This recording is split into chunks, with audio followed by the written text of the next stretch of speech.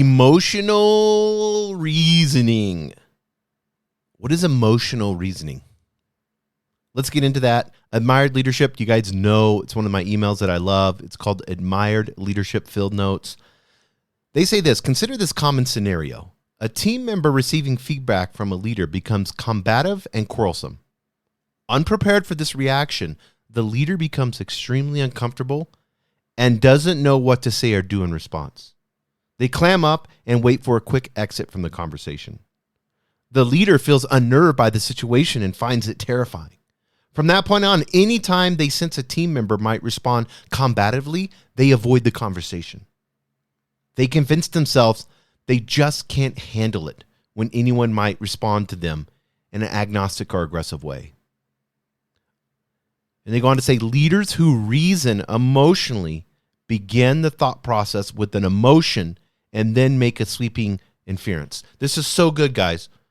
This is allowing your emotions to control you, allowing that egoic part of you, that fight or flight, because that's what your emotions are. And I've told you guys, get into neuroscience to understand emotions. There's a lot of books out there on neuroscience and emotions. They're not boring. They're super interesting. When you begin to understand two things, neuroscience, what's actually happening, they're just chemicals and little pumps that are just going, oh, I'm in love. Oh, I'm angry. Little pumps of spray going into, and I'm way oversimplifying it, but that's what it is. It's just a chemical change in your body. That's all it is. And what we believe in it is reality, right? It's just the fight or flight state. We're not chasing cheetahs on the savannah anymore, so we create these fight or flight states, our ego does, to keep us, it keeps it itself in charge. But this is the thing I think mostly that you need to understand. When you begin to get emotional and then you begin to reason off of that emotion, you're taking something that's not real and creating a false reality based off of what you felt or think or thought. And none of those things are real because you have no idea what that person's thinking. They may be angry at you and you perceive them to be angry at you, but they're really passionate about something. And that's just how they communicate. Maybe they don't know how to communicate properly and they felt attacked by you. You didn't mean to question them the way that they felt that they were getting attacked. Well, guess what? You're the leader. Put the emotion aside. Stop reasoning with emotions. This is going to help some of you big time. There are some of you out here, this is how you lead, and this is what's been holding you back big time. And I've used the word big time twice because I want you to get it in your head that sometimes your emotions can sabotage your leadership. Listen to this. This is really, really good. Leaders who reason emotionally begin the thought process with an emotion and then making a sweeping inference. They falsely presume that whatever emotion they experience in a given situation projects itself into the future for any similar situation. You're living this emotional matrix that you're assuming is going to be real. And so you're basing a decision. This is so much bias, emotional bias. Think about this. How many times have you had emotion that's been false? That you've thought something that's been wrong? 90% of the time. Because you really don't know reality. The only thing you know is what you're feeling. But you have no idea the reality of how that other person is thinking or feeling. I've shared this story before. I had a friend of mine, and I'm going to share it again just so you know, and I hope this gets the point. This is a good story. A friend of mine, he came to me and he was like, bro, I'm so excited. My woman and I, we just had the most amazing time last night. We went to an amazing dinner, had the best time, and then we went home and, we had tons of fun all night long. It was the best night ever. And I'm just so in love with her. And, I'm thinking about getting engaged with her. It's just amazing. And he goes on, he goes like, we were like at the end when we were getting ready to go to sleep and we were just looking into each other's eyes and I could just see her love for me in her eyes. And she just kept staring in my eyes. About an hour later, he comes to me freaking out. And I'm like, what's wrong, bro? He's like, I don't know what happened. She just broke up with me. The reality was she was seeing somebody else and wanted to send him off with one good night. She wanted to get closure and say goodbye and leave it on a positive note. That's what was in her head. He, in his emotions, misinterpreted. The staring in his eyes, she was looking at his eyes, thinking this is going to be the last time. Tomorrow I'm going to share with him. I just want to end this in a really positive way. It's over. And he's thinking this is just the beginning. Isn't this crazy? What we think is reality isn't. And making an emotional response an action item and then judging the future from any other situation.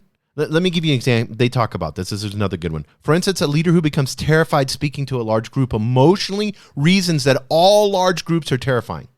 As a result, they avoid anything involving a large gathering of people. Such self-fulfilling thought processes prevent people from mastering, get this, the skills and strategies to overcome everyday challenges and setbacks.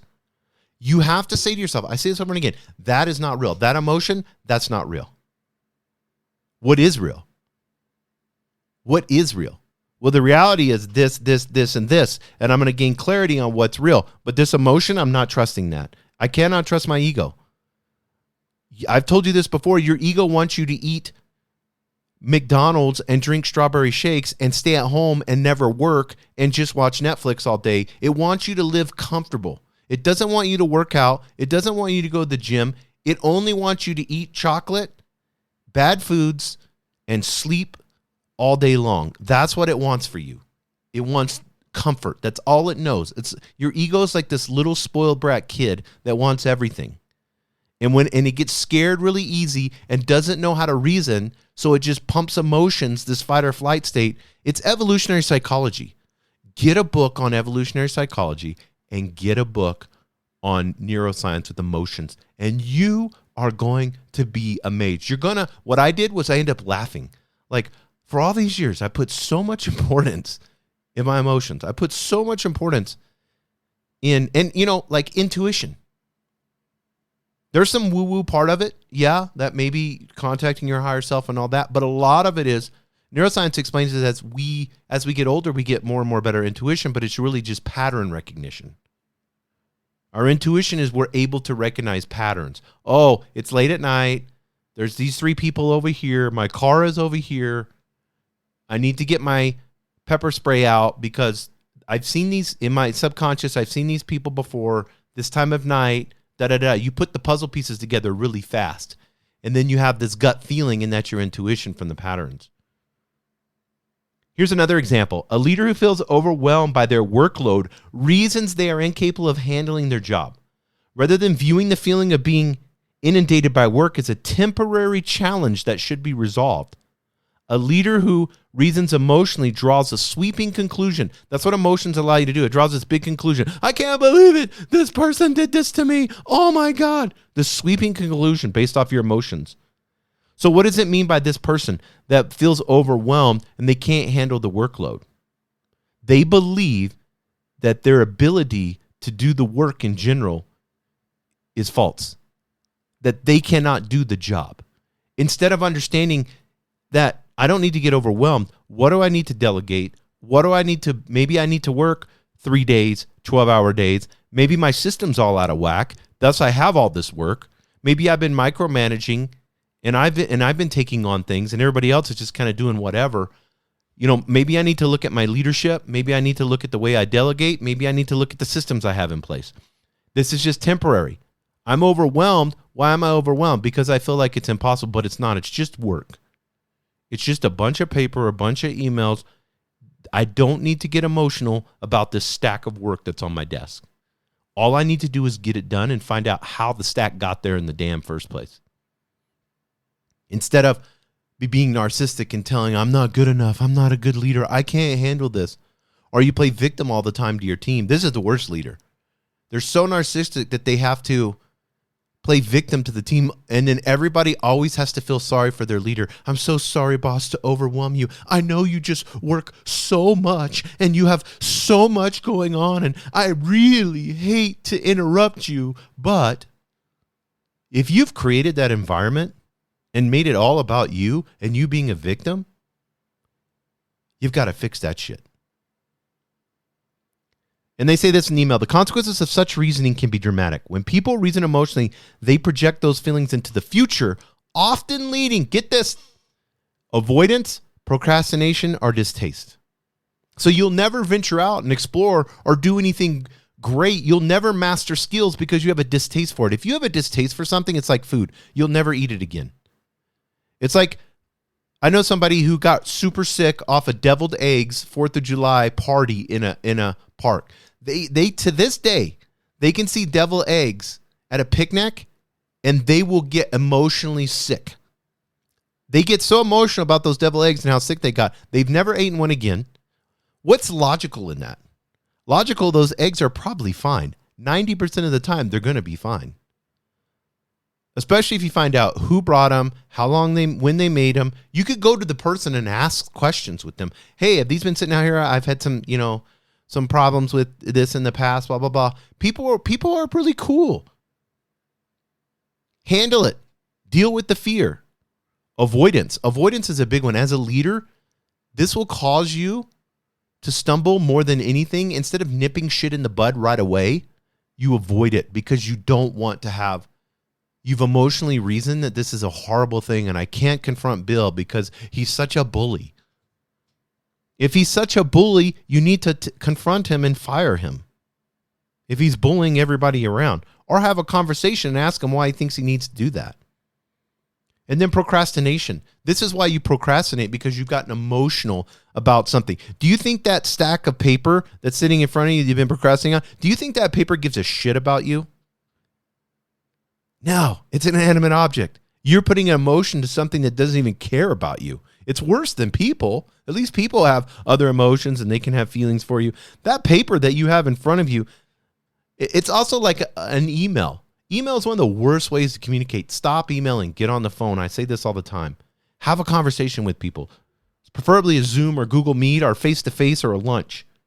Emails, you can interpret emails so far, so bad. And people's interpretation, I never write to like really long emails. I would rather take a 5-minute conversation with someone, because then they're going to know my intent. They're going to know my reflections. They're going to be able to there's in neuroscience, you can have like dopamine hits and stuff like that off of talking to somebody. If you feel like they're positive, you're not going to get that in email at all.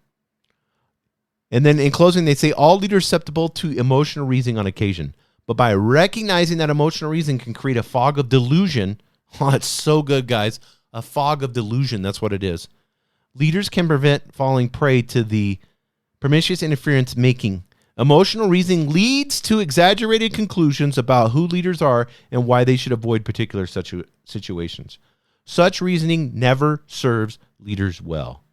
It's a fog of delusion. Think about that. Tell yourself this. This emotions I'm experiencing now, they are a fog of delusion.